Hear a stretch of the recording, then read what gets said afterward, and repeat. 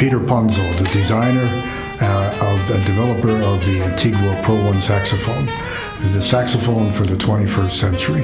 This saxophone represents all the ideas that I've had in my head for the last 20 years. As many of you know, I've been developing saxophones with unique ideas since 1980 for different companies in France and Germany, Italy.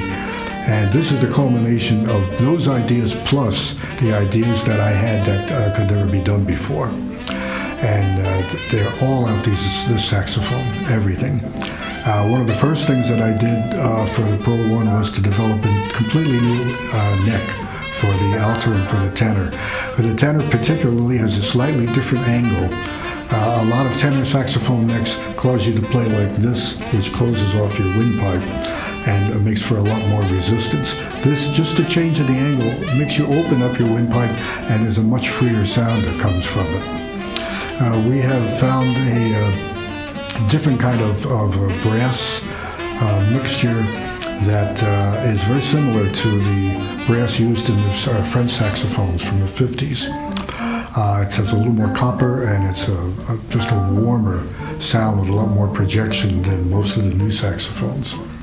Some of the really important features, and I don't have enough time to go into every one of them, but some of the features we did was what we call hybrid rolled tone holes. Saxophones have been made since the 20s with rolled tone holes, and they have certain advantages in that the pad lasts longer because it doesn't have a sharp impression in it. But in my opinion, all the years I worked with different companies that made rolled tone hole saxophones was that the sound tended to spread too much when every tone hole was rolled. So what we did was this: we found that the important place to have rolled tone holes is on the bottom notes, 1, 2, 3, 4, 5. And that makes the low notes much easier to play.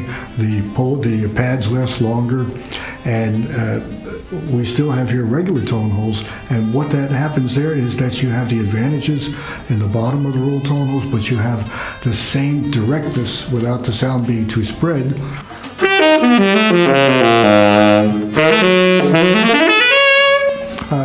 It's just very even and very easy to play up and down the horn, and has a very similar resistance from top to bottom. Then something that's really interesting that we've done, and for this we actually have a patent for, and that's these trident arms, which are on 1, 2, 3 keys. And what they do, we all know the low notes are hard to play on the saxophone, especially the tenor. You have your little finger up here controlling those notes, which is not a very strong finger.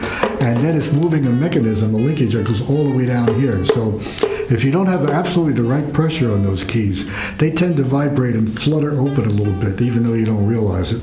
And so with these arms, they're not soldered onto the cups, but they float above the cups with a small adjusting screw. With that, you can put just a little extra pressure that this comes closed and will not vibrate and flutter open. So the idea of it is to stabilize the vibrations on the low notes, and it makes the low notes much easier to play. I have never played a saxophone in my life that is so easy to subtone. Beautiful, really easy on the bottom. Another important feature for all saxophone players, we know about the sticking G sharp.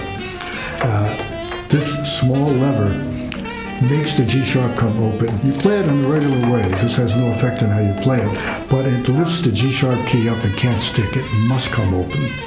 There's a lot of other features on this saxophone. I could talk for the next hour about them and demonstrate all of them, but you really don't know like anything else until you go to the dealer and try the horn and play it. And I think you will be very impressed at what an incredible saxophone this is. Antígua ProOne, the saxophone for the 21st century. Thank you.